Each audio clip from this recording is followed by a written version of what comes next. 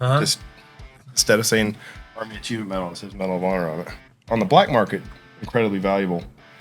And what is it, a regular cycle? Were you guys in a cadence of like really getting it on? Gunfight will be today. Yeah. So as we pulled into basically a little half circle of Taliban fighters. So I drew my pistol, hopped out of the truck, and just started closing the distance. On this day, I was like, every time I was not dead, I kept being shocked that I was like, wow, I'm having a good day. Or, God takes care of drunks and fools, and I'm dual qualified.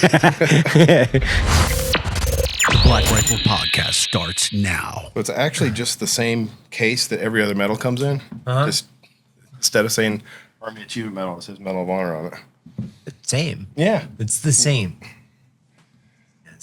So they, it's on the black market, incredibly valuable. And one of the recipients was like, well, I'm going to get insurance on this. So they were trying to figure out how to assign value to it because if it gets stolen, what it would cost him. Yeah. And they were, well, we can't use black market prices for your insurance, but they would take a letter from the Secretary of the Army assigning value to the medal. Right. And he sent it. It was $39.95 that the Army had paid for the award. What? So for your $39. Yep. What is the black market price for that? In 150, 200,000. Oh my gosh! Especially for like a real one, because there's fake. Yeah. The guy that made them, he would break into the factory at night and he would crank out medals all night, and then he would go to Europe and sell them. But seriously, the FBI is still trying to recover them all the time. And but anyway, those are worth $50,000 to $70,000. But a real one that's actually inscribed and it's the medal is like fairly aggressively priced. I guess it would be strange because everybody would know that it's yours. Yeah. So who would collect that? That to me sounds like a really weird guy. Like it could be one of those guys that's into like feet. Yeah, that's also into definitely a feet guy. Because to me, the medal only has value if it's on the dude. Like it has no value if like, oh, look at this Medal of Honor that I bought. Yeah, like, that's weird. Yeah, what happens? I mean, I have so many different questions, which is like, how has this changed your life? So at first, it didn't change my life at all. Are we hot? Yeah. I deployed right after the ceremony. You deployed? Yep. Right after the ceremony? Immediately following. I went back to my team. My team came to the ceremony with me. We went back and deployed right afterwards. And then everybody I served with knew the story. Guys that were there were still serving with me. So I didn't notice a big change until probably a year after. And it was people that were being assigned to the group post-ceremony. I didn't have the same interaction with them. Right, I used to come in and be like this gregarious guy. Yeah. All of a sudden, people would just stick to the wall, and I was like, oh, this has changed. Yeah. And I don't know. Everybody thinks there's something special about a Medal of Honor recipient, and they're just waiting to see what that crazy spark is, right, or what profound knowledge I have, and there's none. Well, I can't imagine. Like, I think about it, and maybe I could be wrong, but I mean, knowing a few of you personally, like it's like,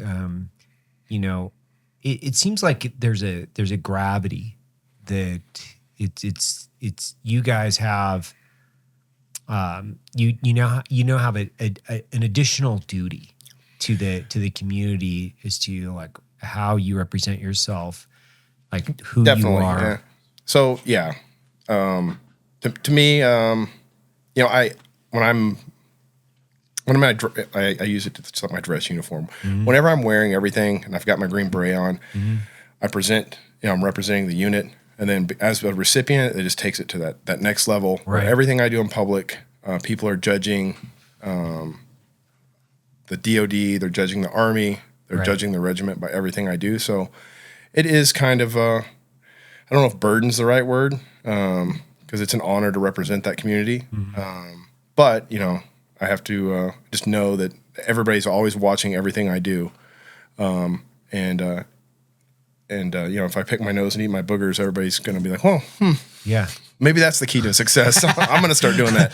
No, that's Superman's fuel right there. It's boogers, I guess. Yeah. And then, things, just always careful because I'll say things offhand. Yeah. With my peers, I'll challenge an assumption or idea by like making a statement because I serve with strong personalities that will challenge it. And it's just always the kind of way I would engage with it. Like I think we should go up the middle path, and then somebody that disagrees would come in and be like, no, that's stupid. I'll tell you why. I don't get that pushback anymore. Right. So like everybody thinks I'm an expert in everything. And definitely there was no extra education that I received.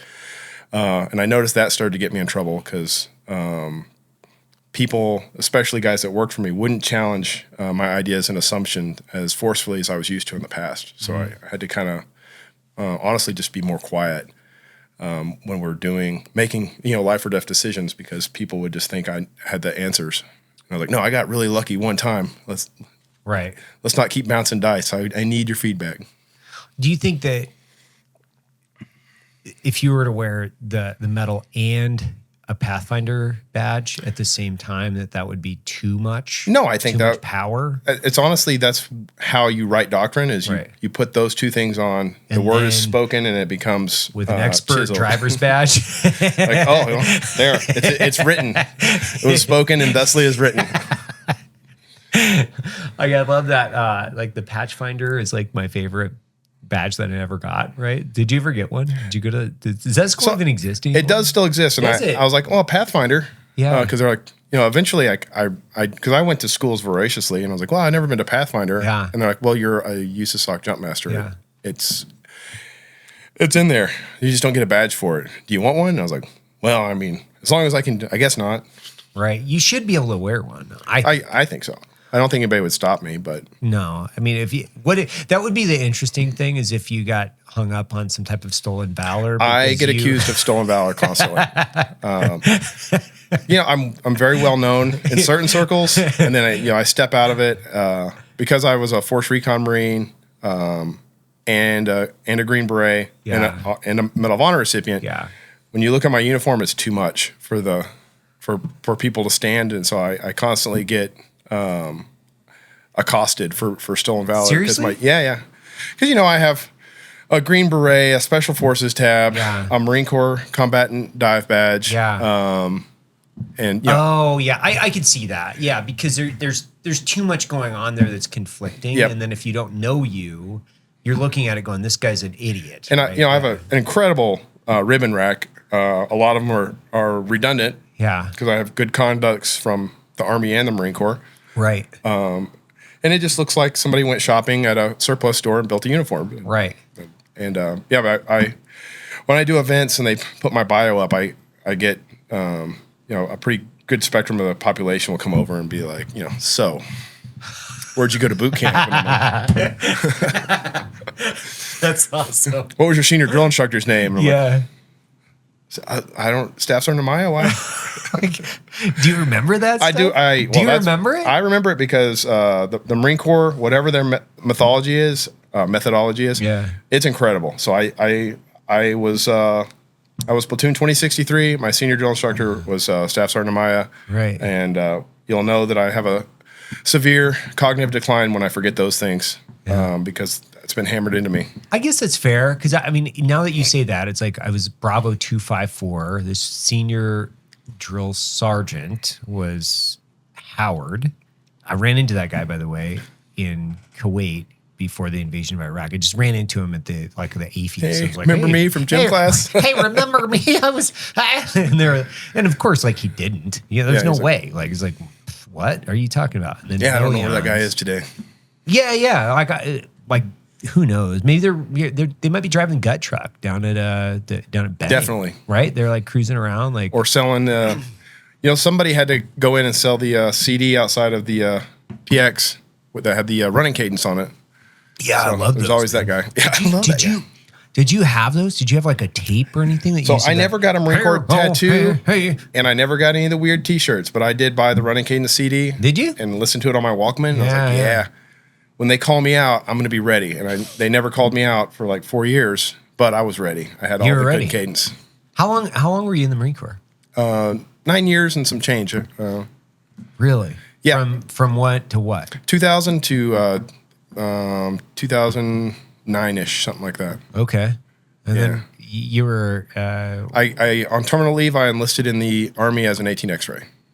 Oh, wow. So I had a 12-hour break in service because the date that my terminal leave ended, MEPS closed. So I was a civilian all night and then came in and swore in again. So why? Well, one, I mean, obviously, were you a grunt? Were you in the? So I started off. I started off as in the infantry. I did 4 years in the infantry, and then became a force reconnaissance Marine. And toward the end, there were incremental steps, and I saw what Special Forces was doing. Where? And in Iraq. Okay. And I was like, why aren't we doing that kind of stuff? Why can't I get in man jammies? Yeah. Go knock on the front door, and when the HVI, answers the door, I'll grab him by the beard and drag him out in the street. And they're like, yeah, no, we don't do that. Right. And I had a mentor, and he was like, yeah, those are really cool missions. SOCOM has its purpose and its place, and it's neat. If you want to do that, you need to get out of the Marine Corps. We have our job, and if you want to be a part of the most elite infantry on the planet, congratulations, you're there. Yeah. And if you want to run around and wear crazy clothes and do weird missions, this isn't the place. Mm-hmm. We have our infantry Bible, and we swear by it and live by it. And so I did, and to everybody's betterment, I think, because I was only just getting more frustrated in the Marine Corps, not letting me. Be an individual and do my things, and that's not what the Marine Corps enjoys. So it was a great place to start, but I'm glad I left. You did how many combat rotations with the Marine Corps? 4. 4. So was your first combat rotation as an infantryman?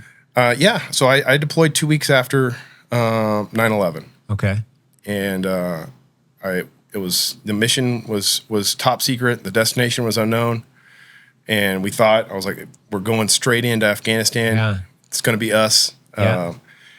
And I ended up guarding the naval support activities for the invasion of Afghanistan, which was humbling and, not anybody's design for a great adventure. But what is that? What were you guarding? So what are you talking about? So all the ports in the Middle East didn't really have any security infrastructure. Oh, okay. And then all of the support vessels for the Navy, every time you see an aircraft carrier, there's 20 ships that make sure that the chow hall has watermelon and that the jets have fuel. And as we were going in to build up, it's just a civilian vessel with a crew of like 12 or 15 guys. And they added 4 or 5 Marines to every ship to guard it. And I was one of them, which, was it was an important duty. Yeah. Mission top secret destination. Yeah. They got me. It's good to recall the cadence. Yeah. So we can, it's a really good. It's a time and a place. So I was like, they read my name off of the list for the mission that we couldn't tell you anything about. And I was like, I made the team, starting D, a seat at the table. And I stood 12-hour guard shifts for like 9 months. And where were you at? I was on I was at sea the entire time. So I was on different vessels. Yeah. The Concorde was one. I forget the other. The Niagara Falls. I actually looked them up. That's there's a ship called the Niagara Falls? Yeah. Huh. And I looked both of them up. I was like, maybe they're in one of these mothball fleets, and I'll go and stand on the deck plate that I polished to a high sheen with my feet. Yeah. And they were both used as targetry for RIMPAC. Oh. And I kind of felt like how these Navy guys get upset when a battleship or carrier gets scrapped, because the Concorde was by no means a proud war veteran ship, but I still felt kind of a weird way watching it get blown up, because it was my home, my duty station, and I was like, it had a freezer ship full of the surf and turf for Monday night, but It was mine. It's where I served. Wait, so where was your next one? So you did go and then your next one. So my next one was another top secret mission. I made the cut once again, and we went to the southern Philippines. Okay, and that was my first kind of look at special forces. Was I guarded the Joseph P gate to make sure that that the Al Qaeda didn't infiltrate the Joseph P headquarters in the Chow Hall. That was in what is the name of that town? Mindanao City. Okay. And I guarded the Chow Hall, and that was my first exposure because I'm like a E4, like all these E7 Green Berets are trying to steal shit out of the Chow Hall, and I've been assigned the task of don't let them do it. And these guys are all, I'm still like a skinny, 20-year-old kid, right? And these guys are all like, 35 years old with a beard and a cool machine gun, and they're trying to steal chocolate milk out of the Chow Hall, and I'm like, no, Sergeant, you're not authorized to take chow out of the Chow Hall, and they're like, come on. And but I got to do security for different VIPs, so I went to all their little camps around the southern Philippines, and I was like, this is super cool. Right. We should be doing something like this. Like, we are. Like, you're just not a part of it. And I was like, oh, yeah. Okay. Yeah, Marine Corps messed this up anyway. Right. It's in number 3. So number 3, I deployed as a Force Reconnaissance Marine to Iraq. And that was my middle ground was I left the 2005. So I left because they called me again when I'm leaving the infantry. Right. They're like, don't go. Right. The next mission's gonna be crazy. And I was like, what is it? Like, it's classified. We can't tell you. I was like, no, you got me twice already. I'm not falling for that again. So I went to the amphibious reconnaissance school, and my battalion was a part of Phantom Fury. So I watched all my guys on the news every day, which was just crushing. Yeah. But I became a Force Reconnaissance Marine, and it's a finite supply of those guys. So I deployed right after that in 2005 to Al-Assad, Iraq. Oh, Al-Assad. Big party town, Al-Assad. Yeah, it's a super, super fun place. Yeah. It was actually in 2005, that was before the surge and before all the buildup. It was, you could die on Al-Assad if you didn't take water and try to walk across the camp because it was so huge. And what were you guys doing? So we postured out of there, and we were the direct action asset for the Marine Corps for all of Al Anbar. What was that like stepping in, because this obviously is your first combat rotation, and when you think back at this, and it's like the first time you go out, the first time, like you remember. I mean, I know you have to remember the first time. What was that like? Obviously terrified. Yeah, and it ended up being like a nothing burger mission. But for me, that was the first time.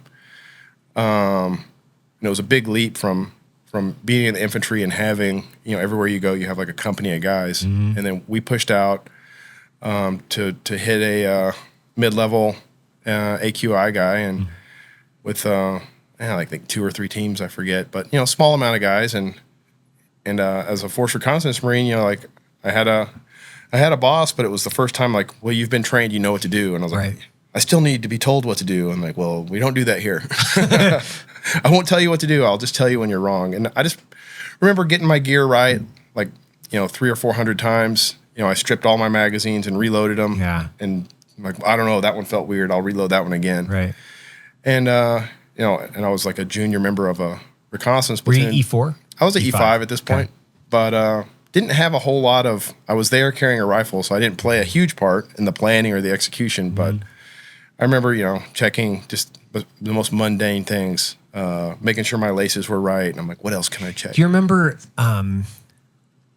the first time you like got live frags to go out? Do you remember that experience? I remember that was much later in my career. By the time I actually got to throw a frag was Afghanistan as a Green Beret. But you carried him, right? Oh, I carried him for the ever. I've especially as a infantry guy, I'm like, well, this one's good. Why is it not green? I was like, I carried it for 9 months. But throwing them as a Green Beret, I was like, we are close to the enemy because I think in a movie everybody's always 25 yards apart shooting, right. But on the real battlefield, if we have our way, the bomber hits them when you're 10 miles away, and then maybe the machine guns and mortars and things, but like there's not a whole lot of combat to be had inside of 100 meters. So as a Green Beret, when you actually get up on the enemy and you're able to throw a hand grenade, I was like, this is super cool. Wow, they're really close. Right. So you go from there. Where's your fourth one then? I did another deployment to Iraq in 2008, I think. Where were you at? Right back to Al-Assad. Okay. We were winning. Iraq had been won. Yeah. I remember being super proud in 2008 because Iraq was so stable and we had made a huge difference. Yeah, it was so stable. I was in Basra. I was in Mosul and then Basra. And I can tell you, it was just like quiet.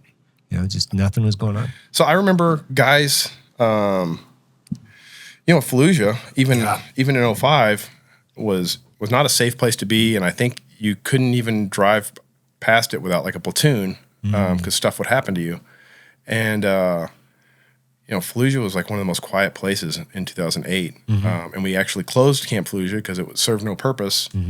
And people were shopping out in town, in Baghdad, in the body armor and helmets for certain areas. You didn't need them. And I was like, we did it. We did it. Nation building. This is what it looks like. Standing like, look what we did. We won. And we won. Yeah, we won. And, boys, you can hang your hat on this one. Yeah. Quotes that didn't age that well. So you do four deployments, you get out of the Marine Corps, you have a 12-hour break in service. So then you're signing in as an 18 X-ray. Yep. But do hey, I want to be an 18 Bravo, I want to be a Charlie, like I want to be. What do you know? So we did a shooting package that a bunch of third group guys had put on, so we got to talk to some real live Green Berets. That must have been cool. Yeah, and they all, of course, whatever they were, that's the best MOS. Yeah. But they did tell me what each MOS does, because I couldn't really tell looking at a team from the exterior. And honestly, I was going to be a Delta because the weapons part, I'm like, I kind of know that. Right. And also I was like, hey, sooner or later, the same mentor that's like, hey, you go chase other things. He's like, hey, have a plan because eventually you're going to be a 40-year-old operator and that sucks. And I was like, oh, I'm going to have a plan. I was like, I'll put in a PA packet, but I'll be an 18 Delta and it just lends itself to it. Right. And then I got to the Q course and as you well know, it ain't that fun, and the extra year that takes to be a medic instantly lost its allure. Right. And I was like, 18 Delta, that's for me. 18 Delta, Indonesian speaker, get me out of here. Get you out. So, what'd you pivot to then? What was your MOS? I was a Bravo. So okay. I picked the surest thing that guaranteed my success and the shortest stay in the Q course possible. Right. For two things, I wasn't having that much fun in the Q course. No. Because I went from being a rock star in the Marine Corps to why is this guy mad that I showed up to be a part of his organization? Right. Because every instructor I met until the end of the course seemed really upset that I was there. And I was like, that's weird. Wasn't expecting like a parade that I showed up, but I wasn't expecting outright hostility. Right. Well, I don't want to be a part of this anymore. What were the things that you took from because you're obviously getting right out of the Marine Corps and then you go to selection. So what was that? Was it like culture shock to go from the Marine Corps into the Army? I still remember everybody always asked me what the biggest change is. Yeah. And the Marine Corps is more team orientated than selection is. Selection it has team-based events, but mostly it's about your little ship, that's your left foot and right foot. And I'd never been to a place that was more about your success than it was the team's success. So and then at the Amphibious Reconnaissance School, success was guiding your team to graduation. Right. You would lose a guy here and there, but success was that 8-man team graduating, and typically once a team lost a few guys, the whole team would fall apart and leave. When which, as I understand, is kind of a buds thing. Once that boat falls apart, right, none of you are going to graduate. Yeah. So I came into selection kind of looking for that, and that was not the case. And it was, if you stop to even help somebody, you could be disqualified from continue on the Q course. Right. So they really isolated you from the rest of the students in that way. And that was the big one for me. I'd never been a place where I'm like, hey, man, you should change your socks. Right. Because you're going to get blisters and you're not going to make it. But by offering that advice, like, did you just talk to another student? Like, you're out of here. And seeing a guy struggling, I don't think up until that point I'd ever walked past like on a ruck march and a guy was not making it. I'd be like, hey, grab my strap and I'll pull you up the hill. And that was culturally for me. I'd never really been on my own before, like the Q course was. Do you think that's a good thing? Like, I don't know what it looks like. I don't know if it's good or bad. I think it's different. I think my force reconnaissance teams were a little closer than most ODAs are. I dragging one of those guys around still with me. Roger, yeah. And then, even for like the first 10 years of my time in the Army, when stuff went wrong at home and I was gone, there was a better than average chance that a guy from my force reconnaissance days would show up and fix that problem. Interesting. And I think that's what it kind of builds. And I don't know if you've ever been around Marines, even in the Army, if there's 2 or 3 Marines in a room, we end up in a corner together. And I think that's just the kind of thing it builds. And my first team kind of mimed that, like we're all still really close, but I've been on several teams and it just doesn't gel as well for some reason. And I think a lot of those guys are just kind of they don't necessarily need the team for their own personal success. The mission might require that teamwork, but they don't. And I think that the Special Forces has a lot of those type of guys on it. And it's neat to see them. Like the Green Berets don't need their retirement. Right. They'll stay because the work is interesting. But as soon as it's not fun or interesting, they'll, as you well know, they'll open the side door, exit stage left, and they'll go be successful. They're not afraid to go out on their own and just do whatever they want to do. And I think that's a population difference.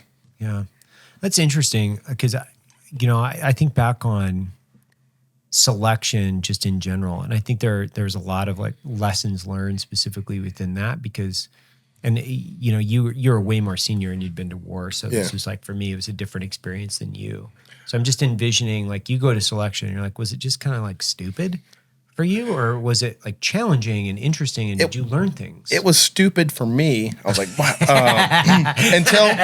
Until team week. Yeah. Okay. So I went through all the gates. Yeah. And I was like, like you guys could have signed a sworn affidavit on this stuff from Iraq. Yeah. I could have skipped all this. Right. But it's obviously not, because guys failed, Yeah.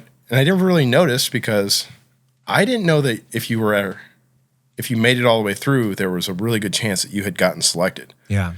But I knew that at least 10 people were going to get selected. So for all the gate week, that's how I kept time. Mm-hmm. I was like, well, at least 10 people are going to get selected. So I never let more than 10 people pass me on any event. Right. So on the runs and the rucks, that's how I paced.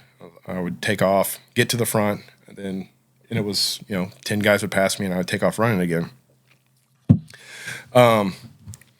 So I get to land nav. Obviously, as a reconnaissance Marine, I've done land nav all over the place, and I was like, this is dumb. But I start seeing people not making it, and I was like, okay, maybe it's not dumb. Right.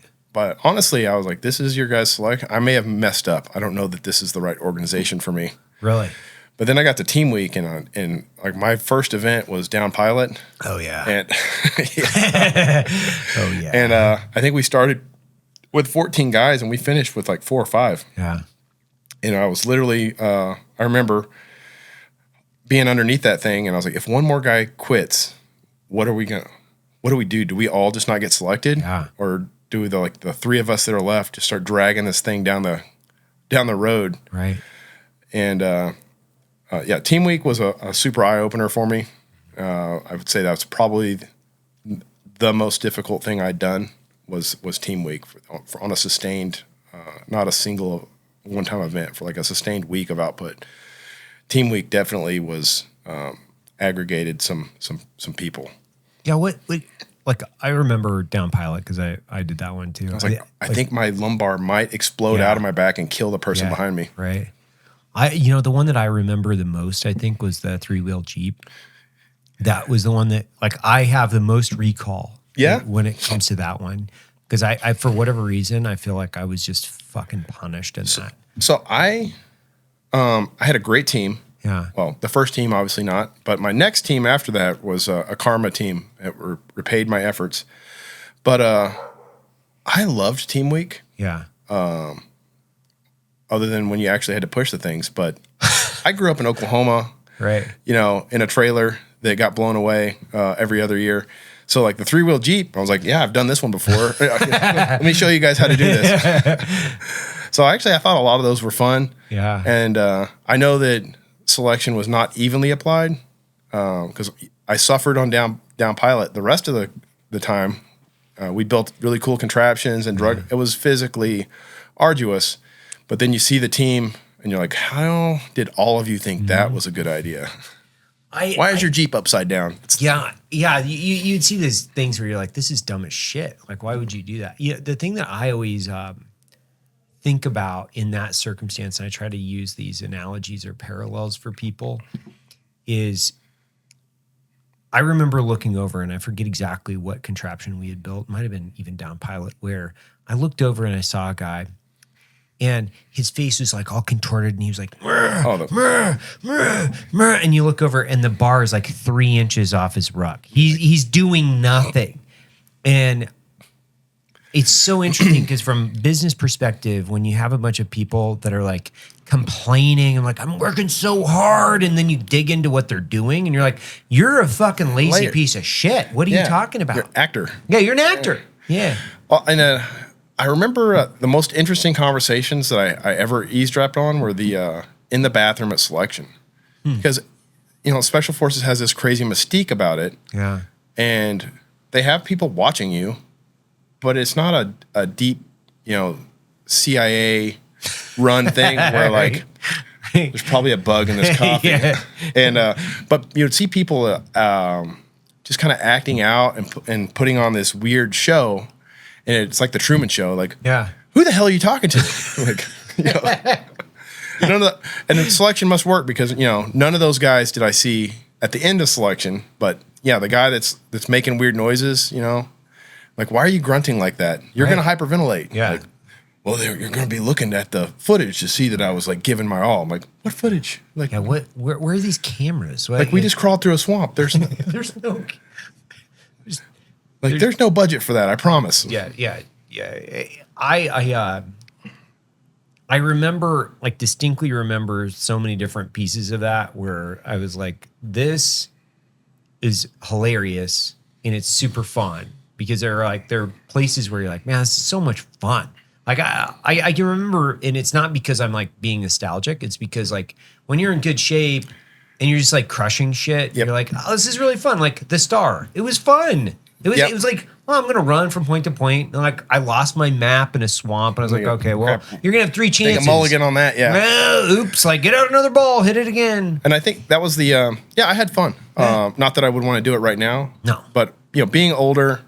Being more experienced, and then being more physically fit, because I was like, it can't be that hard, right? Because people will literally start dying before I hit the end of my fitness out here. Sure. But yeah, it was fun. I had a great time, and especially see all the weirdos that go to selection, because it attracts.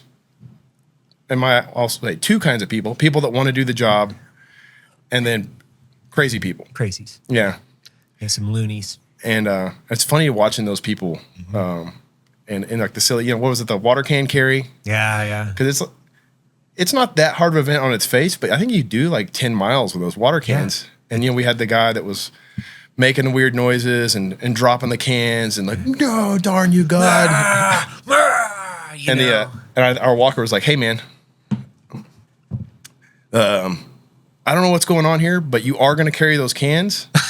You're going to carry them the whole time until I tell you to put them down, or you're going to get in the truck. Like, whatever this other thing is,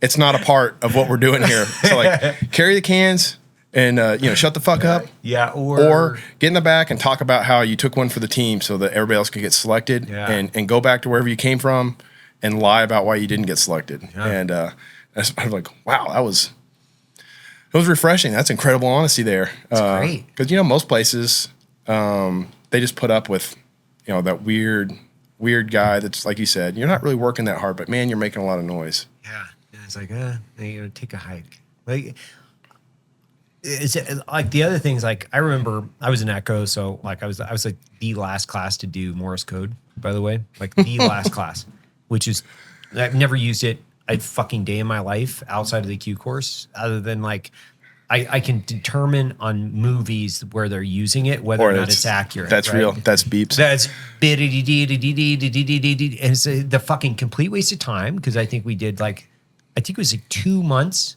of just Morse code where you're banging out Morse code. I feel your pain because I was the first class of reconnaissance Marines that didn't have to pass a hand key test. Oh, nice. And I was like, there was a really good chance that I would have had a different adventure because I could not do it. You couldn't do it. I can, if I can type something out. If you type something to me, I have no idea what that's gibberish, which is a requirement. And we had the little hand keys in our bunks, and I was, that test is coming up before you can graduate, and I would be in there like, oh, I just want to be a part of this, and this is going to stop me. One of my best friends in the world, he's a retired CSM, and we went to the course together, and we went to every phase. Like, he was the reason I probably passed to this day. His name's Kevin Zimmerman, and it's so funny because we were at Robin Sage together, and I totally fucking dirt napped this, send and receive thing, and he was yelling at me and I remember this so well because he's yelling at me you're a fucking idiot. Why did you not go to the same course I went to, you fucking retard? And I was like, nah, I mean, I got fucked up, man. It feels bad, Sarge. Yeah, sorry, it's so funny though. And but I sucked. I was fucking horrible at it. It was so stupid because it's 2 months of this, and then you're graded on it, and then you never fucking use it again. Right. Well, I don't feel your pain, but I understand the struggle. I think it's funny the old guys that learned it in for World War II, and they're like, "Hey, drafted, you're gonna learn this," and they can still do it. They can still do it, and they faster than I've ever seen. And then they're you ask them, "When's the last time you hand keyed?" And they're 1945. And I sent out, the war's over. And that. And 45 is the last time you did it. Why are you so much better at it than me? Yeah. I was talking to some dude at Fort Bragg when I was at the Q course, and he was an old guy in a wheelchair, and he was like, "Well, you guys have all these jumps. I don't really have very many. I just have 3 after I graduated airborne school." And then he names off 3 combat jumps, right? And you're like, okay. Just Normandy and Market Garden. Yeah, not a big deal. You guys are good jumpers. You're good paratroop. Fuck. It's such a flex when some dude in a wheelchair is I just have a couple jumps. You guys are real paratroopers, Are you making fun of me, or are you being genuine? Did you just shoulder check me? You're 80 years old. You fucking shoulder check me for a wheelchair. Bitch. So you get out. You go to first group. Yep. Right. Do you go to Oki straight away? No, I volunteered for Oki. They said no. Because I was as a force recon Marine, I was a direct action guy, super door kicky. Yeah. I was the CRIF. That's where I went. Yeah. Yeah, door kicky. I like that. CRIF. That's probably that's the place for me. Luckily, didn't happen, and I actually, got to be a real Green Beret first, and I was oh, this is super neat. Okay. What kind of ODA did you go to? So I went to a free fall ODA. Oh, cool. And I actually Were you already free fall qualified? I was a free fall diver when I got to first group, and I was one of the first. Met what would end up being my company sergeant major, Tony Bell, and I remember coming to his office, and he had this saying. He used it all the time, but this was the first time I'd heard it.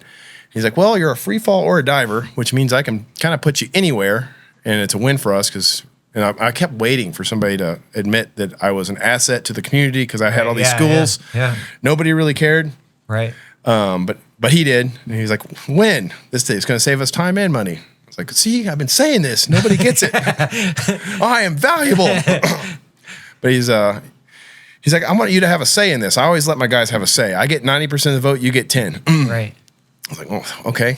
And I heard everybody come into his office because everybody wants to go to a free fall team. It's super cool. And everybody that can swim is in the Marine Corps or the Navy already. So nobody really goes and asks for a dive team.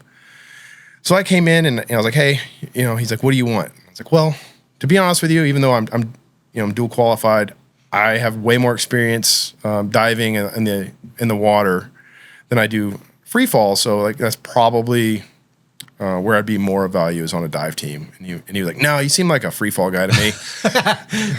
It's great. Good for him. So I went to the what would end up being in his company. I went to our free fall team. Was it better? Like when you got to a free fall team where you're like, oh, this is cool. I get better gear. Like I had worse gear. You had worse gear. And which, there's kind of a thing that the Marine Corps gets all hand-me-downs, but I had better free fall equipment in the Marine Corps that was better condition and no way. Are more you modern. serious? Yeah. And so when I got to my first team and they're like, all right, here's your O2 system. gear. I was like, you guys are still jumping this? No. Because we were using, the high pressure demand hose without, and SF was still flying the pilot aviator's mask with the accordion tube. And I was like, you guys are still jumping this shit?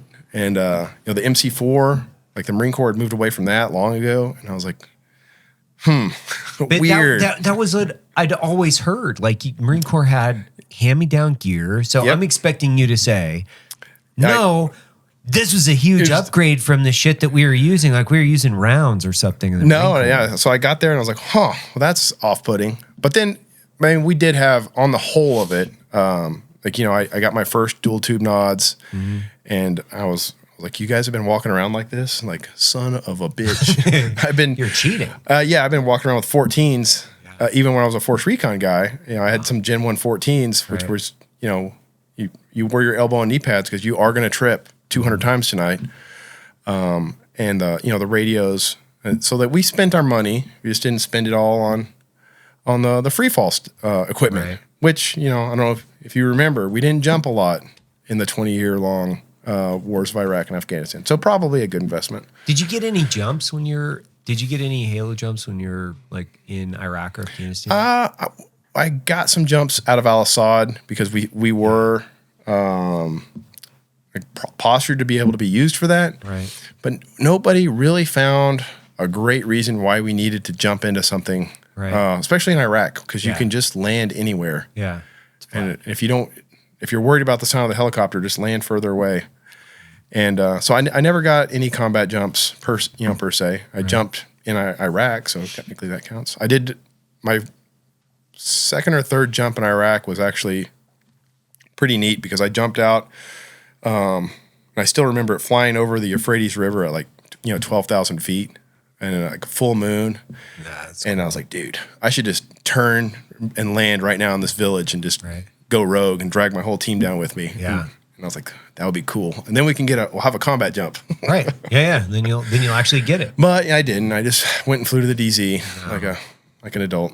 No, that's very adult. It's very conservative and adult of you.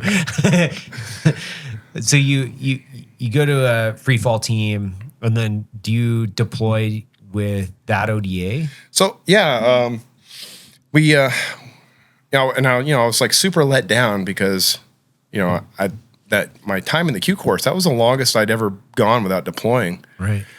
And so I'm ready. I was afraid the war was going to end. Right. But it didn't, luckily.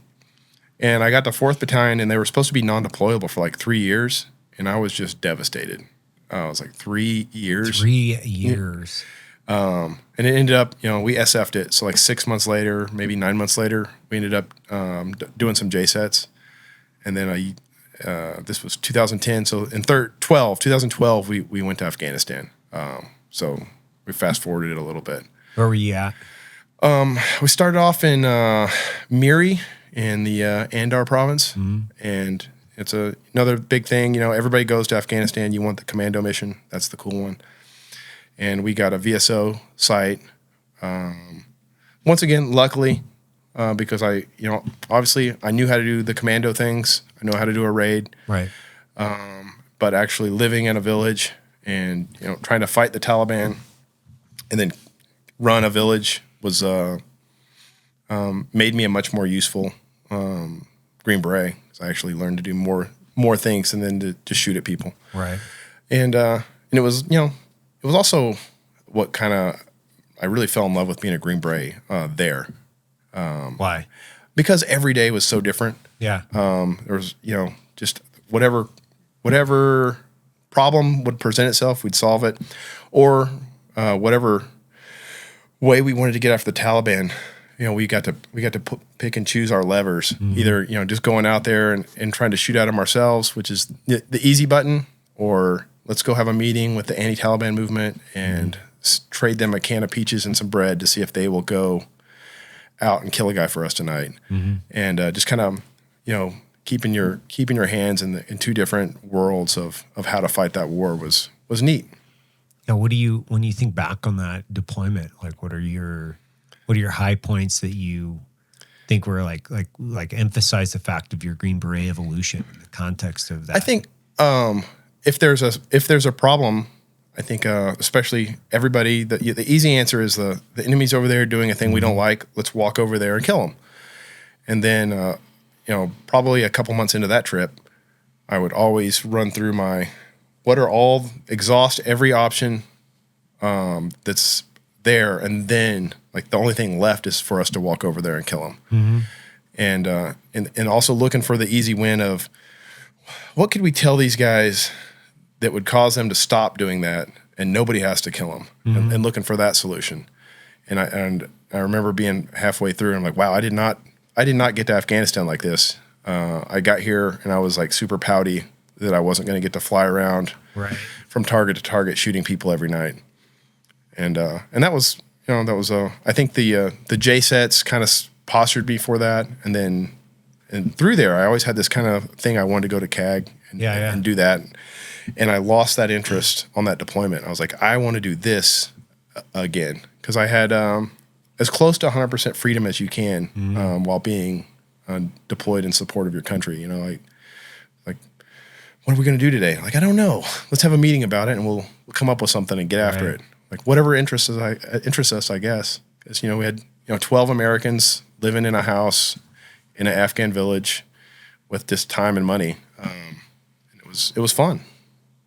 Did you guys have ODA plus? So do you have so this was right after the what was that guy's name? What was the guy that went crazy? And Bergdahl? Not Bergdahl. The Barnes? Oh yeah, it was right. I think you're right. This was right after that. So the team that we relieved didn't have an uplift force. So we had a dog handler and one Air Force officer that managed like the State Department investment money for like roads and wells and dams and things. So it was exhausting because whatever we did in the day, you had 4 guys had to stay up all night watching the camp. Right. And we ended up getting an uplift force like halfway through or something. But no, it was we had 24 total personnel. We had 12-man ODA from the Afghan government, and then our 12 guys. How many fights do you guys think you got in on that? I don't know. What is it, a regular cycle? Were you guys in a cadence? Oh, yeah, it was. Like we really planned it. Gunfight will be today okay. because the Taliban had a op tempo. Yeah. And they executed it ruthlessly. So we didn't know where in our district was going to get attacked, but we had the Afghan local police checkpoints, and we knew that one of them was going to get attacked every Friday because they used that against us because the Taliban was jihading, so none of the rules applied. Right. Our guys were not jihading, so the rules applied. So they have they have their day. Right. They have to go pray and sleep off Thursday night. Right. So they use that against us. But we knew that every every Friday something kinetic was going to happen, and usually once a week we would get harassed or ambushed sometimes through the week when we're just checking our checkpoints. But mostly they would save up all their money and manpower for Fridays, which was weird that we were like Friday morning. Yeah. It'll be between 07 and 10:30. Right. Like if it's not going to happen. Well, was there a distinct difference between we'll call it the gunfighting that you would do with your force recon elements? And ODA? Oh yeah, definitely. So describe to me that. So for one, most of my force recon, most of our missions there was no gunfight because we were going for mid and upper level guys, and we would just drag them, sneak into their house and drag them out of bed in the middle of the night. And it's a money guy or a computer guy. Like they're going to get to the detainment facility. They're not interested in being a martyr. Right. And really the only time there was any gunfights on that is if you just happen to bump into somebody, or if we were on target too long, and the phone calls would start pinging up, and you get harassed on the way out. And I really didn't respect the Iraqis as fighters as much as the Afghanis. And the Afghanis, I really respected because they always had a planned withdrawal, which I like, and there was a plan. The Iraqis, it seemed like, would just, hey, let's go and walk down the street in a mob. If we don't get bombed, which will be a miracle, let's walk right into this machine gun and see what happens. And the Afghanis would have flank security, like an ambush line or like a movement to contact plan. And then if it was going to hell, you could see them execute a withdrawal. And it was so hard to kill a Taliban fighter. Like you might get in a gunfight, and you go out and do your BDA and like, yeah, we wounded like one guy, they all got away. Whereas Iraq was just a bloodbath where like, why did they ambush us from the low ground? That's crazy. Like, I don't know.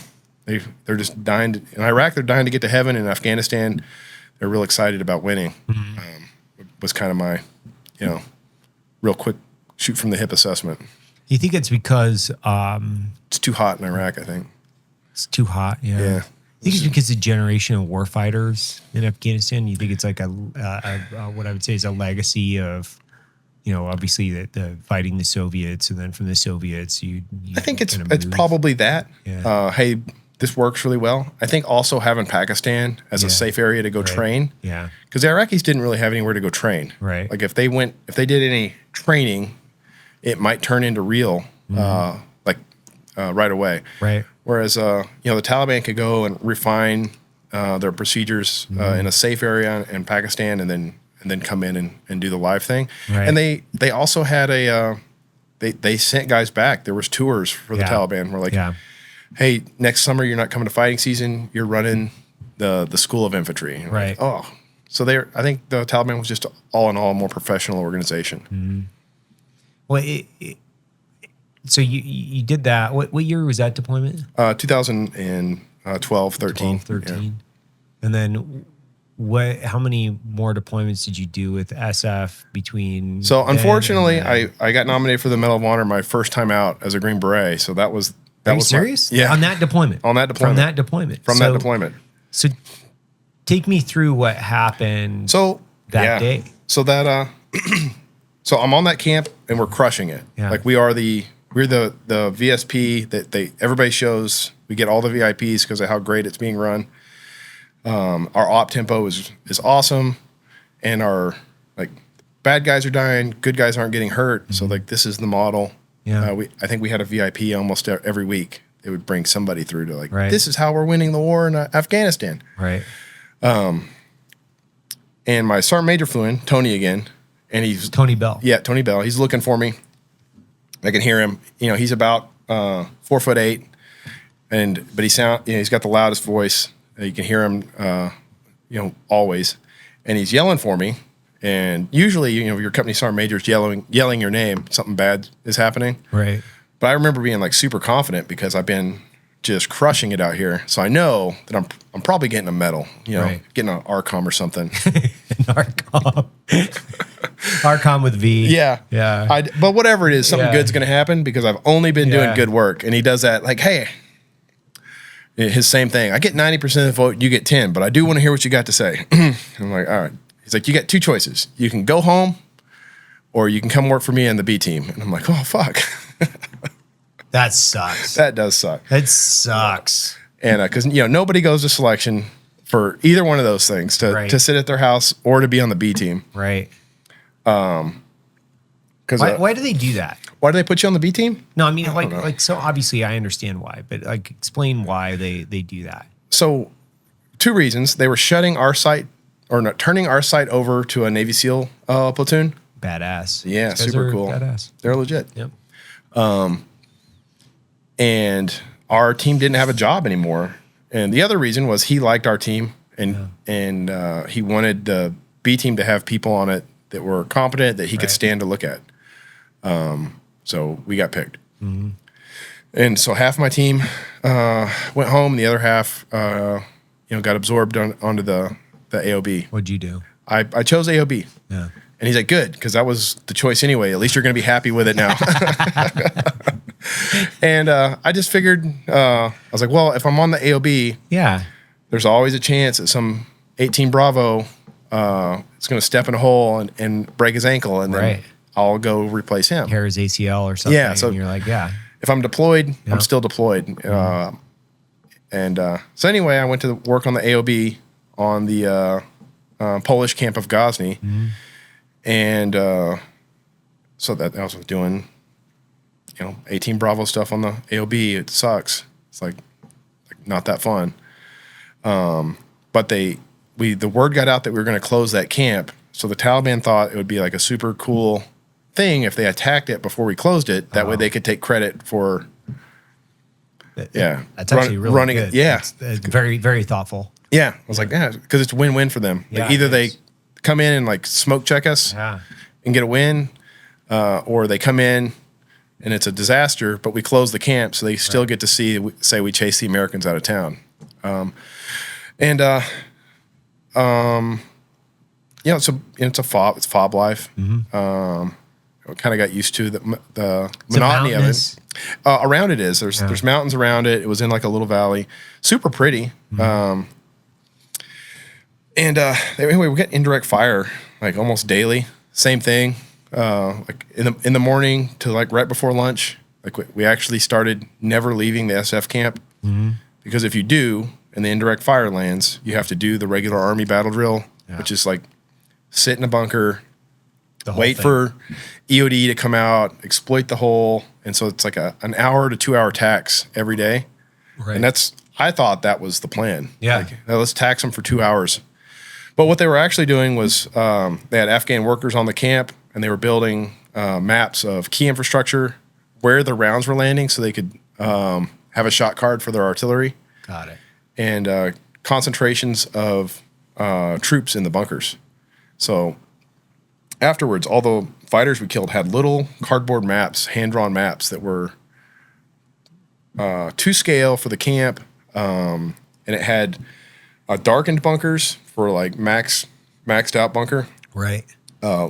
Hash lines for a medium population, and then little dots. We're hey, this one's probably throw a grenade in there and run somewhere else. Right. It's mostly empty most of the time.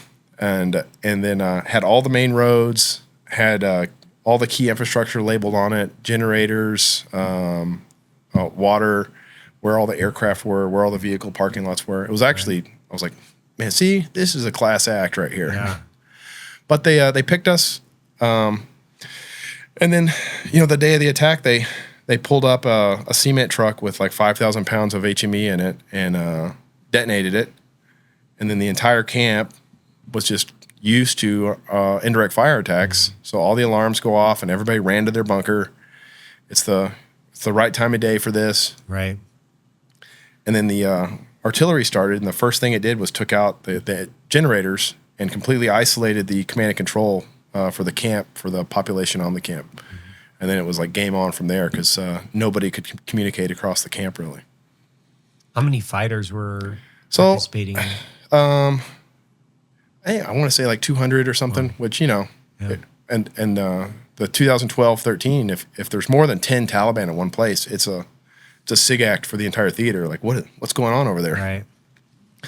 And then they had 15 guys assaulted through the breach with a. So that's cement truck, and then post cement truck blows up. You had 15 guys follow that, and they were postured pretty close because they, they ran across the airfield, and I jumped in a Toyota and drove over to where the explosion happened, and we got there about the same time. So when I map it out, I'm like, how where were they at? Right. And how ballsy to be wearing a suicide vest and posture close to a 5,000-pound bomb. Yeah.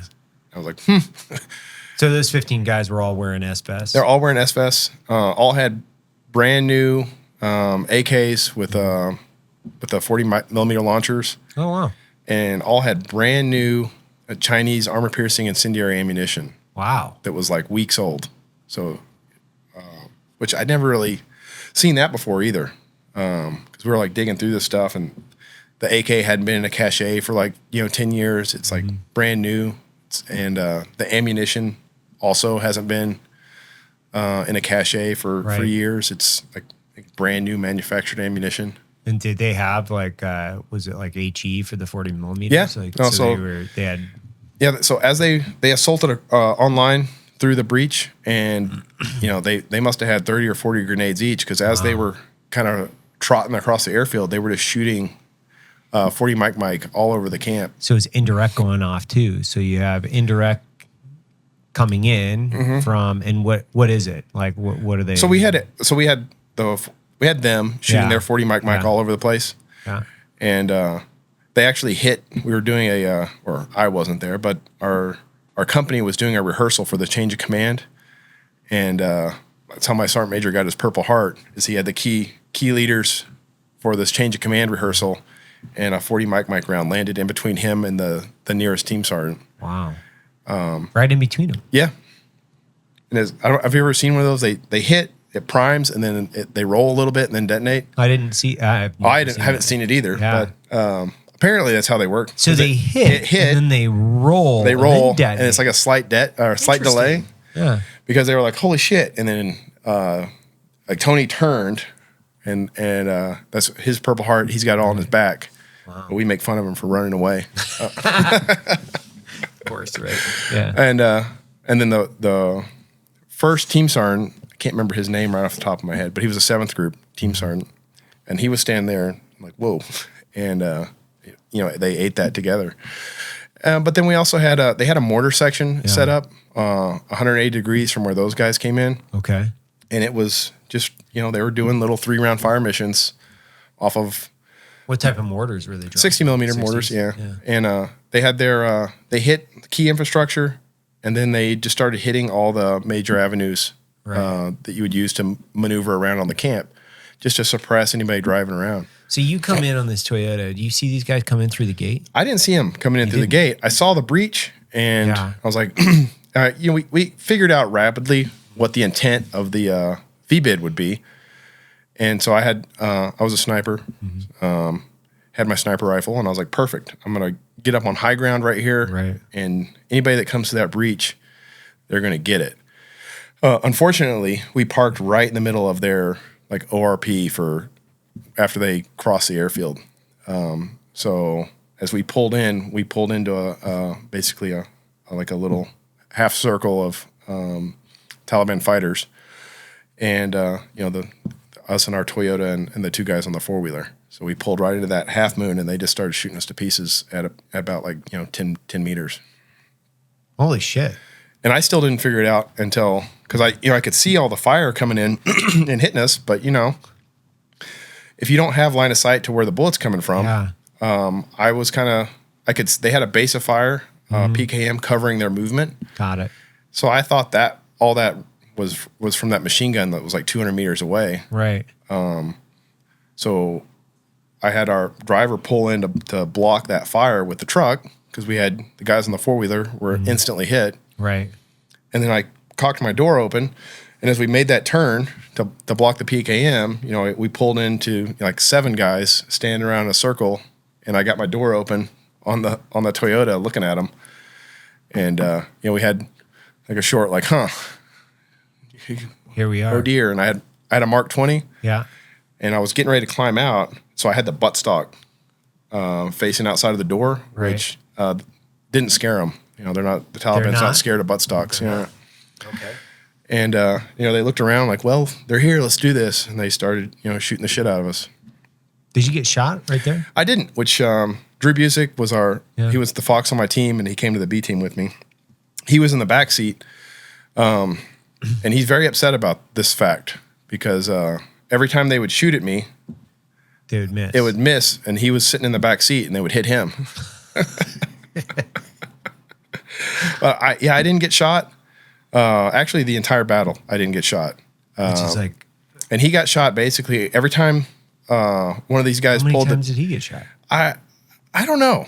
Yeah. And luckily, he never actually got like a good full hit. Yeah. It always bounced off of something and then it hit him. So he's got like these long. It looks like he got in a knife fight, really, because it would it'd be a bullet. Yeah. It would hit the armor on the truck, and they would come through as just a big flat, throwing star. Yeah, and it ruined most of his tattoos. So now all his tattoos have all these weird scars on them.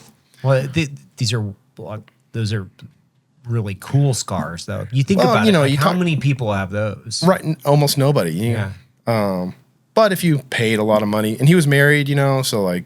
Right. Dropping $800 on a tattoo as a single guy is one thing, but as a married guy, and now the tattoo's ruined, your wife is gonna, really, give you a case of the ass over that. Yeah. But no, I never got shot. They habitually missed me for some reason. Don't know why. It's incredible. I think I always tell people. What did you shoot back at them with? So I got my rifle turned around, and pulled the trigger on it, and I fired one round. And I was just kind of staring over the turret caps, and I remember I dumped it about 2 feet low, and it knocked. They all did like this flinch because it knocked gravel and dirt all over them, and then my rifle jammed. Of course, yeah. Well, the reciprocating charging handle. Yeah. I think when I stuck it out, I grabbed that door of the truck and hung it up because that rifle, it never jammed before and it never jammed after. I have no idea for sure why it decided to jam one round in this particular day. Yeah. But I've been literally beat half to death that when the rifle goes down, the pistol comes out. Right. So I drew my pistol, hopped out of the truck, and just started closing the distance. And honestly, I thought that I was just buying the guys in the truck a little time to figure something out because there was at this point, at least 3 to 5 guys. What pistol did you have? A Glock 19. Okay. And I just started basically doing the most stressful El Prez ever. Right. The most stressful El Prez. So you got a Glock 19. You got a red dot on it. You got no red dot. You just got iron sights. You're pulling out of a car. These guys are, 10 yards? Yeah. And how many? 9? Which is 9 guys? Well, to my front, they're in a half circle, so I probably had like 7 that I was dealing with here. Right. And then by the time I get out of my truck, because Chief and Matt, they killed one of them, and I remember the 3 guys off to the left, and then movement off to my right, but it was a little bit further, and I had other things going on. So that many. It was a little. I remember. As the stress added up, my memory of the battlefield starts, shrinking down to this tiny little focus. But 10 meters is pistol distance, so it's a. Were they shooting at you at the same time? Yeah, they were shooting at me. They just kept hitting Drew and Nate Apkermeyer in the truck, and I think I was moving toward them, but at an oblique angle, and I could I had practiced shooting on the move, and so I could hit a moving target on the move, and they just couldn't. Got it. Or God takes care of drunks and fools, and I'm dual qualified. So you're shooting with your pistol. Like, do you go through an entire mag? I go through an entire mag. My gun belt was in the truck. I hadn't put it on yet. So I didn't have a reload for my pistol because I had my fob runner. Right. So I had a concealed carry. Yep. With my magazines on my gun belt. I had this whole process. They interrupted it. And my rifle's jammed, and we don't really have a drill for that. Yeah. So I invented one. So I pulled my hand grenade out. Right. And, pulled it. I thought I cooked it off, about 2 or 3 seconds, but it was probably like, a quarter second. Yeah. But I threw it just blindly in between us because I figured anybody that closes the distance on me while I'm fixing my rifle, they're gonna eat this hand grenade, and then went to work on my rifle, doing remedial action on it. Which I'm super proud of this part of the story. I think it's the coolest part is that I threw the hand grenade, and then as the grenade detonated, I was sending my bolt home on a clean mag with a clean round, and everybody's like, "Cool." I'm like, "No, I fixed a complex malfunction in a Scar Heavy in like 5 seconds. That's like really good. It's really good. That's the most impressive part of the story. I guess. I'm like, you're dumb. You don't know anything about stuff. But I got my rifle up, and one of the guys, when I was closing with the pistol, I hit him in the pelvic girdle. Mm-hmm. So he wasn't dead, but he wasn't going anywhere. And when I threw that grenade out, because I just threw it, out there, but it stuck in between his hip and the ground.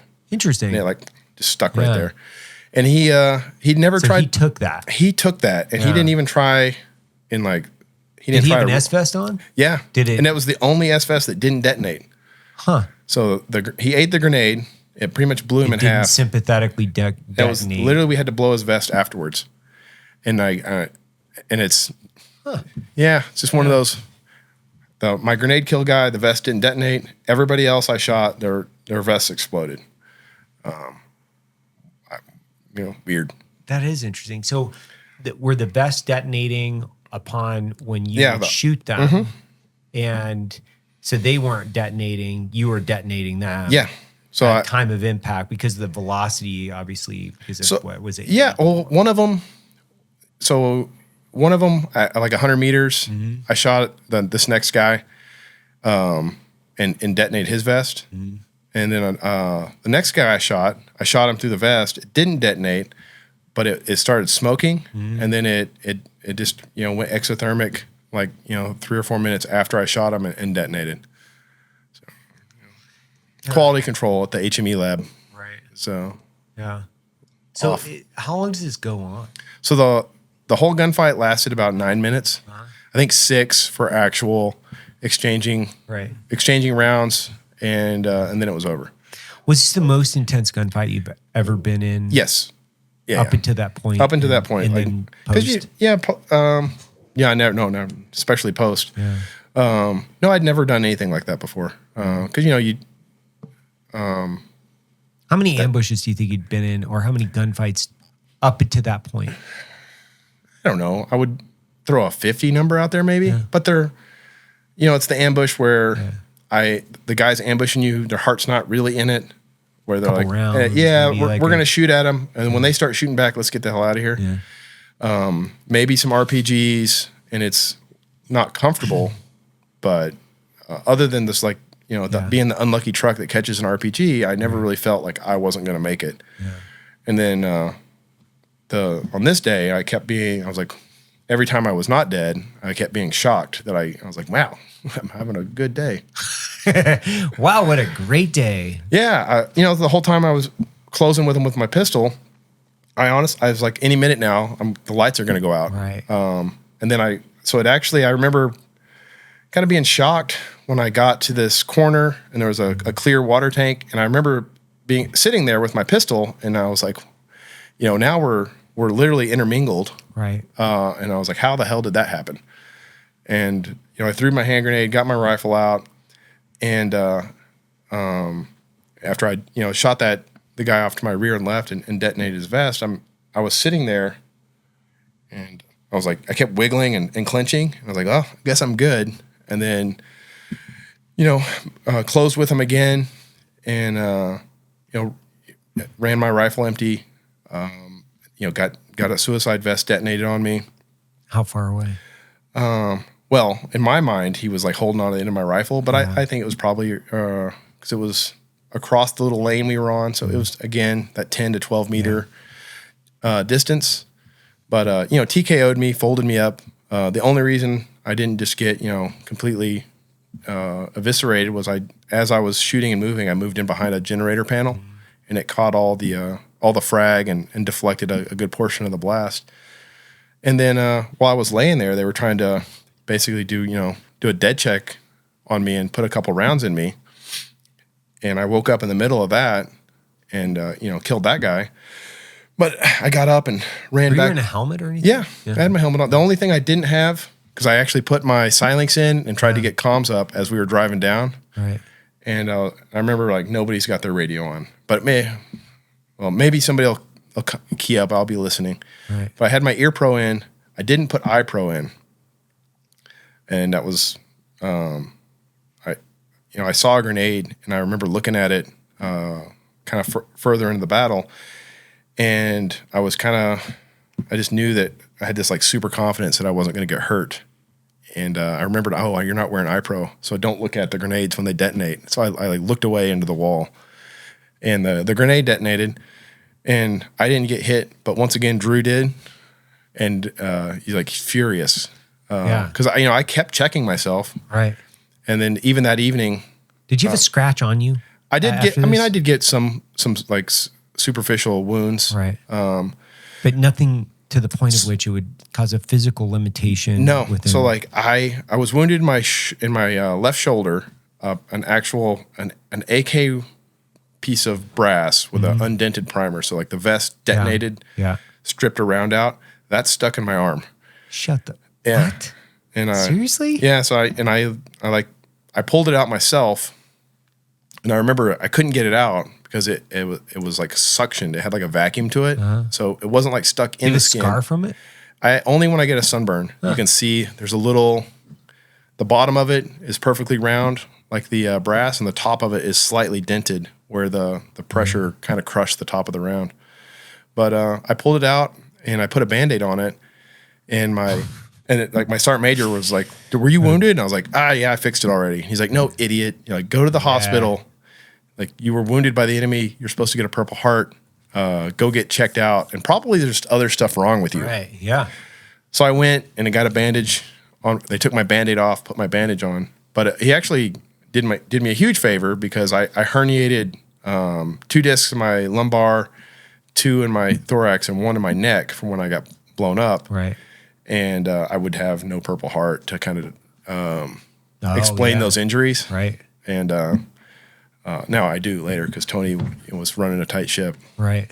But yeah, Drew was doing a sweep on me because he thought I was in shock from all the combat. Right. He's like, "Where are you hit?" I was like, "I'm not." He's like, "Of course you're hit, you idiot."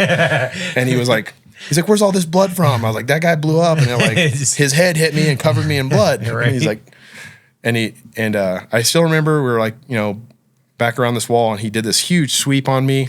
And he was a very senior E7, so he was throwing this idiot E6 around. Right. And he spun me around against the wall, and was frisking me like a cop because he knew that I was hit somewhere. Yeah. And I was like, "See, I'm not hit." And he was shaking me like, "Why the fuck are you not hit?" I'm like, "I'm sorry." Because I think when we were running away, he and I together, either they threw frags at us or somebody blew their vest up. Not sure, but he got frag in the bottom of one of his feet.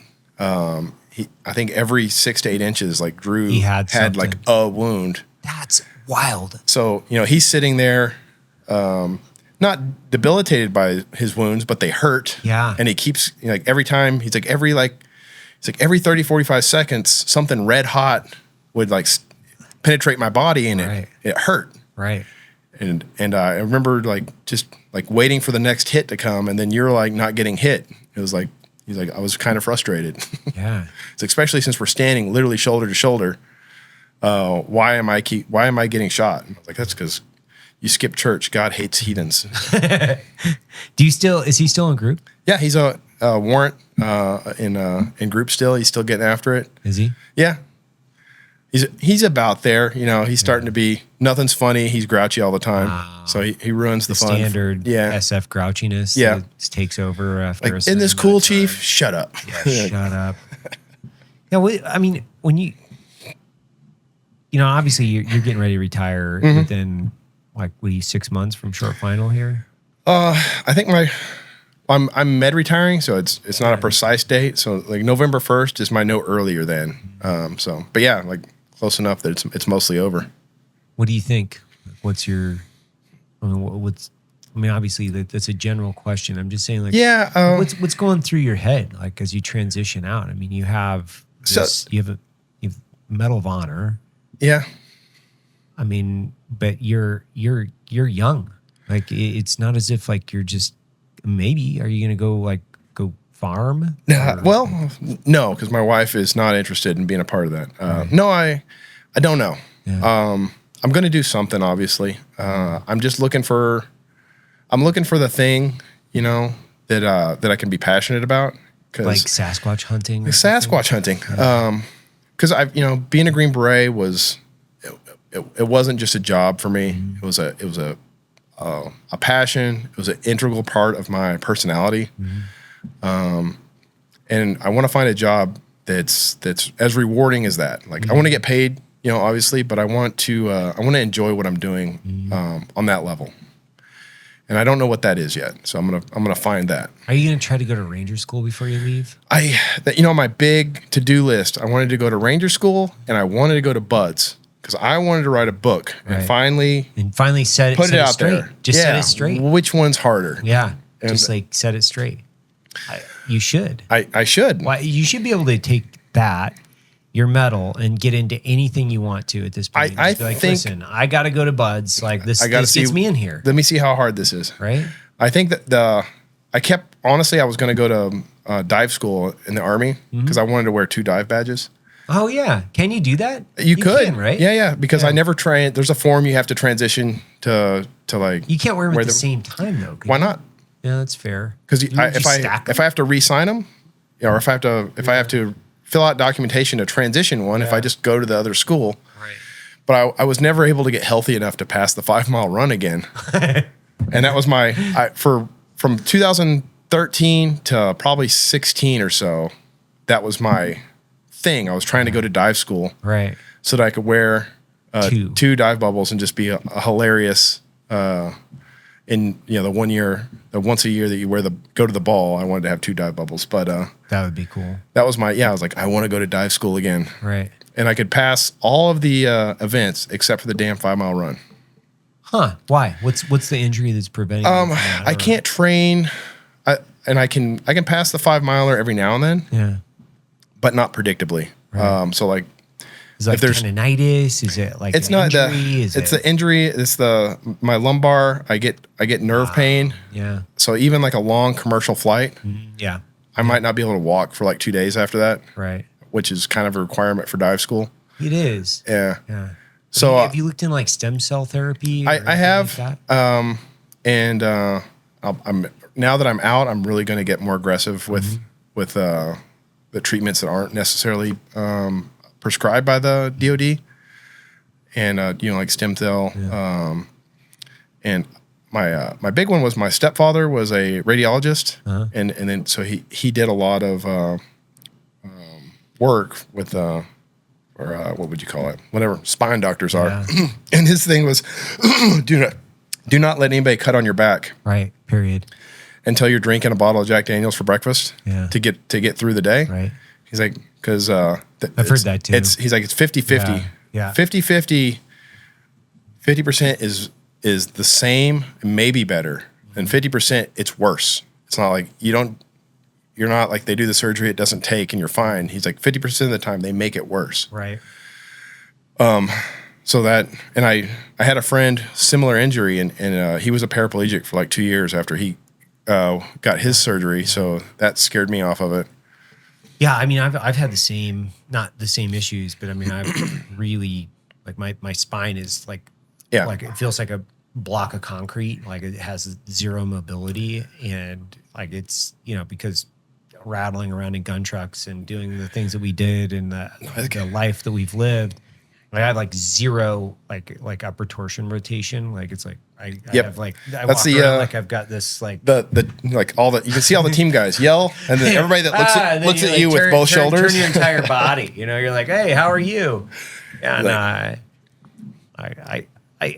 like the questions I have are, you know, I mean, I think, do you deal with like anxiety or anything that you've had to really, I would say like, yeah. So last October, I gave my team up. Yeah. And I started doing support for the Army as a recipient, which it's rewarding. I love talking to people. I love, you know, wearing the medal for the Army. Sure. Doesn't require a whole lot of work on my part, other than wake up on time and get dressed myself. But I actually had panic attacks for the first few weeks after I gave my team up, because I for my entire career, I either stayed up late getting something perfect, or my alarm was set obnoxiously early, and I would get up at like 3 or 4 to get something absolutely perfect. Right. And suddenly I didn't have that, and so I didn't sleep through the night for probably about a month after I left my team, because I owed nothing back to the Army, and it made me feel like I'd forgotten to do something. So I would wake up in the middle of the night, literally having a panic attack that I'd forgot something important, and my mornings were thrown off because I didn't have anything to do other than what I wanted to do. And it was very stressful, and I can only imagine. Like that's something I tell guys all the time. Like, do not retire from a team. For God's sakes, go find a job somewhere in the group headquarters or GSB, and get a less important job. Because like the fact that you could stay on a team and then leave the Army must be the most unsettling thing you could ever do to somebody, because they go from being, you know, prime time, the most important thing, everything's an emergency, to, you know, what are you doing? And I think that's something a lot of guys, you know, you see guys retire and they turn into drunks for like 6 months because they don't have a course or direction, and nothing's important. And even a lot of recipients have told me, like, you know, when I was in the op tempo controlled my drinking, because, you know, if you're jumping or if there's a range, 12 hours bottle to throttle. On Friday night you would drink, and then on Saturday night you would drink. You didn't drink on Sunday night because you had something to do on Monday. And as soon as you didn't have those mechanisms, I could drink all the time, and I did. And then I had to like not just drink because I was allowed to. And I could see how you would it would lend itself to it. But yeah, I would wake up and have just these panic attacks in the middle of the night because I had no stress. My body was stressed out. That's interesting. Because I think, and I touched on it earlier, like I think about you guys because you have additional layers of anxiety based on duty, and ultimately because of the medal, you guys have more stress than a lot of people, because you have to represent like almost 7 days a week, 24 hours a day, it seems like. Yeah, and you're also, you know, I can't even remember the story, but I told my dad a story because I yelled at some like private for being, you know, fucked up. Yeah. And he was like, you can't do that. And I was like, why? And he's like, that guy's only going to meet like one Medal of Honor recipient his whole life. And you called him a pussy. Like, that kid's. He might. And I was like, oh. Yeah. He's like, if he's fucked up, somebody else has to fix it. Right. Like every interaction a soldier should have with you should be he should take something positive away from it. And I was like, he did. He learned not to be a pussy, I guess. Right. But no, I tried to, you know, like you said, or like we spoke earlier, it's like every time I say something, I used to just really rattle things off. And because you're a team guy. At the end of the day, like how, like you got to change. You know, and I like now. That is some pressure that everything I say could be a profound thing, because people are looking for me to give them this profound answer. Yeah, you're like how to be a professional. Yeah, how to be a professional soldier. Yeah. Like I'm like, man, don't ask me. I'm a Green Beret. I barely can get dressed for the ball. because that's not the part of the Army I'm from. And that was my first experience was prior to the ceremony. I had the old guard guys, the tomb guards are helping me get my uniform put together, and they're asking me uniform questions. And I was like, hey, just so you know, if we slip through a portal and we're in Afghanistan, like I'll be in charge, but you guys are from this part of the Army, like right. I don't know. Yeah. I've probably been getting dressed wrong for years. Like you be in charge of this, right? Because I threw my uniform together and like, oh, do you do that? Well, what reg are you referencing to prep it this way? And I was like, none. Like, I literally have never read a uniform reg. 0. Yeah. No. I'm above average intelligence, and I spend all of it being a good gunfighter. Yeah. There's very little left for this part of the Army, so please lead me through this. Do you think there's a difference between the guys that are really good at being a garrison soldier and the guys that are like good fighters? No. Do you think you can be? Do you think because can you be both? I know you're not. So I think the tomb guards are very interesting. Yeah. That is an elite part of the Army. I don't want to be a part of that part of the Army, but it's a very serious. They take it very serious. They have their own selection criteria. It's the same thing. Yeah, it attracts a different type of personality, but they're professionals. They have contingencies for everything that they do, and their contingencies are so in depth. And I was like, I understand what's going on in this room right now. This is cool. But they have contingencies for the weather. They have contingencies for, what if the sling falls off your rifle? What if you drop your bayonet? What if you, all these things that can go wrong. And they go through all these, battle drills. But it's for representing the Army in their dress uniform at the Tomb of the Unknown Soldier. And it's awesome. Mm-hmm. I don't want to do it. I'm glad that they want to. Yeah. I'd rather go back and guard a ship than be a part of that. But it's neat, and I like that they like it. But no, it's the same thing. Yeah. I recognize immediately what it is, and it's professionalism. Right. What do you think? Like the things that you look, you're still in, so obviously you can think of things and go, I still like this thing about Special Forces. I still like this thing about SF. I still like this. Like it could be anything, right? It could be jumping. It could be shooting. It could be. So I like all of it. Yeah. To be honest with you, if they offered me hey, we'll give you a new body that doesn't hurt all the time if you'll sign up for 20 more years, and I would. I love hopping in on team training as long as it's not some weird 20-mile ruck infill. I don't hop in on those. But I love going to the range with the guys. I love jump. I love all of it. You still jump? I don't still jump. I quit jumping as soon as I jumped just enough to lead by example as a team sergeant. But my last day on a team, I went and came off of jump orders. So I was like, hey, this part of the Army is behind me for sure.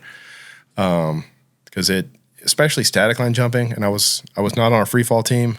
I was on a static line team, so we would go jump static line, and it was always miserable. So one of the things I have to ask you is because I used to think about this all the time. It was like, why do we still do static line in SF? I thought about that too. Okay. And the easy answer is when you have a in parentheses, you get special money. It's in but I think the real answer, static line is not a viable infill on the modern battlefield. But I think the reason we do it is the type of people that will jump are the type of people that will do the job well. Okay. So I think it's more about that. Got it. And I think that's honestly, when you look at the 82nd Airborne, are they ever going to do that again? No. But you get a particular culture and type of person by jumping. And I think that's what we get. And I think that's why we still jump. Other than we get paid a lot of money as a unit to maintain that capability. $250 a piece, right? Well, I meant I'm just $250 a month is not worth it. They're like, you came off jump orders, man. You're gonna lose your pay. I'm like, $3,000 a year. I will pay if I had to pay that. I would pay $200 a month.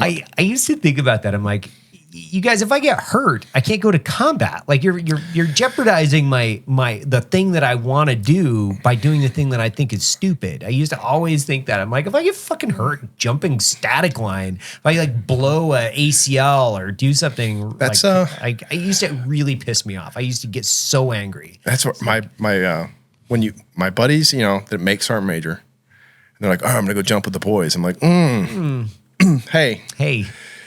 We only got one sergeant major. If you and you're, hey, you're 48 years old. It's a high wind day. Why don't you go check some emails, man? Because if you break your femur, we don't have a sergeant major for 18 months. Like you've got 20 years of jump history. Like nobody's calling you out. Nobody's calling you out, man. Like I always like to tell people, it's like, hey, why don't you squelch out that idea? Because that's like whatever that is, whatever that noise is that you're creating in your head doesn't make sense. The hardest, team sergeant, you're still on a team. Yeah. The sergeant major, you're not. And I watch guys they struggle with that because that's the first time they're not actually a team guy. Because I'm a team guy. When you're a sergeant major, you're not a team guy anymore. And so they compensate for it by, being there for every jump. I have a good friend, Tony Rowe, and he's always got to be first on the ruck marches, and he's just as crippled as I am. And I'm like, and he's still got to be first. Yeah, he's still crushing it. That's great. He crushes it. Did you ever meet Joel Alvarez? Oh yeah, I know him very well. Yeah, so he and I went to the Q course together. Oh, that must have been miserable. He's awesome. Yeah, he's such a good dude. We were at Thai language school together. So, wow. Yeah, but he's an outlier because that guy stayed a beast all the way to the end. Beast, like he went to Ranger school and he was like, hey. Yep. Because I was like at 40. That would have been three years ago for me. The thought of going to Ranger school now or 3 years ago, miserable. He was such a good dude. He still is. I haven't talked to him for years. He's grown. He's becoming a legend again as a firefighter. Is he really? Yeah, and he's still got that. He's in Tacoma. Oh, that's awesome. He's still got that magic about him that just attracts weirdo shit. Yeah. So he's walking on the street and stuff catches on fire so that he can be the guy that comes in and saves the day. He can be the guy that like continues to crush life. Yeah. Yeah. But no, awesome dude. Outlier. And he's I think that's another, I don't know if it's a strength or a weakness in that special operators have, is you got a guy like Joel that just crushes it all the way to the end. That's his experience. If you're a CSM and you're dodging a med board, and you see Joel, you're like, well, Joel's still doing it. I'm going to get out there. And do it. Different, experiences may vary. And experiences may vary. Because, we have that's the metric for SOF is like you get your leg blown off in Afghanistan and then 3 months later you're supposed to run a marathon and like bounce back from it. You're supposed to do something. Yeah. It doesn't matter. Like you're supposed to like qualify for the Olympics. Yep. Or, like, and some guys would just want to take a balloon around the world. I don't fucking know. Yeah. Some guys are just want to sit around and mope about not having a leg for 6 months, and we don't let them do that. And I don't think that's a positive thing all the time. No. Like, I got wounded, but now I have to run a marathon to prove everybody I'm still twice as hard. Yeah, or I'm gonna grind myself into moon dust, and every fucking joint in my body is gonna continue to hurt. But it's okay because I'm gonna overcome and I'm gonna talk about it. I'm gonna tell you how fucking hard I am and how weak you are. Like, I'm leading. The boys are watching. Like, the boys are not they're not watching. No. Like there's a picture of you in the 80s on the wall, man. Like we don't expect you to win ruck marches. No, that's with you on like the Tehran takedown. You don't need to do that anymore. Right. Yeah. Calm down. Age gracefully. I looked at I was listening to a book the other day, and they were talking about a guy. He had like a bunch of combat jumps in the European World War II theater. And then he jumped in Korea, jumped twice. And then he was also in Dien Bien Phu. So he was in that guy. So he had 3 combat jumps in World War II to include, obviously the invasion. Then 2 combat jumps in Korea, which by the way, I knew there was, but I didn't realize that a guy could get 2. And then he was in Dien Bien Phu and he retired. So he had the most combat jumps of any person specifically around any of those. That jump with the French Foreign Legion, that's a hard one to get. It's a hard one to get. That's a fucking hard one to get. But I was just like, enamored with this one guy because I'm thinking like this guy had 20 some years in the military, and then he went and sold like varnish or something. I'm like, how do you transition away from doing like 6 combat jumps over the course of 3 different wars, and then you're like, I'm going to go sell furniture. I'm a furniture salesman now. So, actually, my buddy Roger here went through this. He got diagnosed with depression. Hate to like tell your medical history, no, please. But he went and Roger's complete medical history. Yeah, so he went and he was talking to his psychologist, and she's like, so you're a force recon Marine. You did all these deployments. You've been free falling, rappelling, and diving, and living this life of adventure, and now you're a security guard. Like you're an idiot. Yeah. Like she diagnosed him with some depression, and she prescribed him like you need to buy a dirt bike. Yeah. Or learn to go climbing. Like you need some form of adventure, or you are going to kill yourself. And there's that personality type where like if you're a risk-seeking personality type, and then you shut that off, that's not a beautiful transition either. So, but when people do that, I'm like, are you faking it now, or were you faking it before? Yeah. But I guess if he's like, I've had plenty of adventure. I've got 7 jumps where people were shooting at me. I'm looking for the least exciting thing possible. I think of that's one of the reasons why we do some of the things we do here is, I sent some guys to AFF because I wanted to make sure, like I'm like, even if you didn't jump out of planes as a mill guy, but you did combat rotations or you're in the mill, it's okay. Just go learn another skill. And by the way, you can have fun doing it, and it's adrenaline based. You can kind of have an outlet. You need an outlet. And it, I caught myself building outlets subconsciously. Yeah. So I would drive like a retard. Yeah. Get on a motorcycle and go double the speed limit for no good reason. And I realized I was like, I need that feeling. Mm-hmm. And if I don't find a healthy way to do it, like I'm going to be, everybody's going to be making fun of me at my funeral. Like, who goes 90 on a bike in the rain? What a retard. And I was like, that's me. I'm going to do that. Right. And so I, that's like my paramotoring thing. I was like, that's cool. It's something I can do. Yeah. It's exciting. Yeah. There's metrics for what's safe and not safe that I can still have fun. Because I know that if I don't, eventually I start cutting these other weird corners in my life, and it's not a healthy way to live for very long. No. Well, Earl, thank you, man. I really appreciate you spending some time with me. Yeah, pleasure. It's been a great morning. Can't wait to have you back after you've made your transition and do another show about what's going on in your life afterwards. Like, yeah, what are you doing now? Is there anything you want to stump before you take off? Like, you've got the Congressional Medal of Honor Society shirt on. Is there anything else that we can stump and help like point people in the right direction? Well, you guys are awesome about that. Yeah. Like, I think I don't know that there's any organization that you guys aren't really supporting fully that people don't know about. But I like to do my involvement with organizations that catch guys in between deployments or help them after they're injured, and those are like well known. I like the Green Beret Foundation. I like the Special Forces Association, and I have a buddy of mine that was killed. His widow. She does the Unquiet Professional. Mm-hmm. Those are, she's kind of things that other people don't posture for. She's ready for them. And, Krista Simpson, I love all the things she's doing. So those are my safe bets and go-tos. Got it. And then, if you want to support the Medal of Honor Society, please feel free. Yeah. Please do. Yeah. Awesome. Thanks, Earl. Appreciate it, man. Pleasure.